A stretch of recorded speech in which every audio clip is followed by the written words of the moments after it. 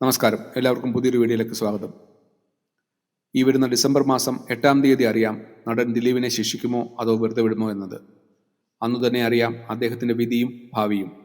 ഒരു കാലത്ത് ദിലീപ് എന്നത് മലയാളം സിനിമയെ നിയന്ത്രിക്കുന്ന ഒരാൾ എന്ന തരത്തിൽ വരെ എത്തിയിരുന്നു. അദ്ദേഹത്തിൻ്റെ അത്രയും സ്വാധീനമുള്ള ആൾ മലയാള സിനിമ ഇൻഡസ്ട്രിയിൽ ഉണ്ടായിരുന്നോ എന്നത് സംശയമാണ്.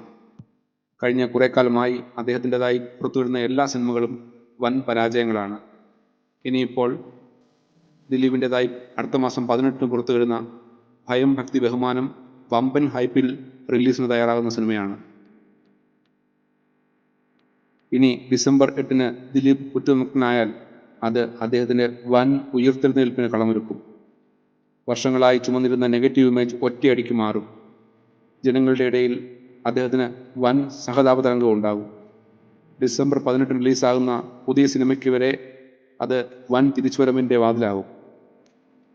അതിനുശേഷം അദ്ദേഹത്തിൻ്റെ കരിയർ തന്നെ മുകളിലേക്ക് പറക്കും. ഇനി തിരിച്ചാണെങ്കിലോ,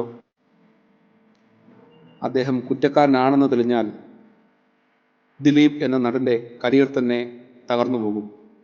ഇപ്പോൾ അദ്ദേഹത്തിനുള്ള ചെറിയ സപ്പോർട്ട് സിസ്റ്റം തന്നെ ഇല്ലാതാകും. റിലീസിന് തയ്യാറാകുന്ന സിനിമകളെയെല്ലാം അത് ഭീകരമായി ബാധിക്കും. എന്തൊക്കെ ചെയ്താലും ഇതിൽ നിന്നും ഉണ്ടാകുന്ന നെഗറ്റീവ് ഇമേജ് മാറാൻ സാധ്യത വളരെ കുറവാണ്. അദ്ദേഹത്തിനും അദ്ദേഹത്തിൻ്റെ കുടുംബത്തിനുമെതിരെ ശക്തമായ സൈബർ ആക്രമണം വരെ ഉണ്ടാകാം. എന്തായാലും ദിലീപിൻ്റെ ജീവിതത്തിലെ നിർണായകമായ ദിവസങ്ങളാണ് ഇനി വരാനിരിക്കുന്നത്. 8-ാം തീയതി കുറ്റവിമുക്തനായാൽ ഒരു ഫിനിക്സ് പക്ഷിയെപ്പോലെ പറന്നുയരും. തിരിച്ചാണെങ്കിലോ അദ്ദേഹത്തിൻ്റെ സിനിമാ ജീവിതത്തിൽ അത് അന്ത്യമായി മാറും. എന്തായാലും കാത്തിരുന്ന് കാണാം. ബൈ.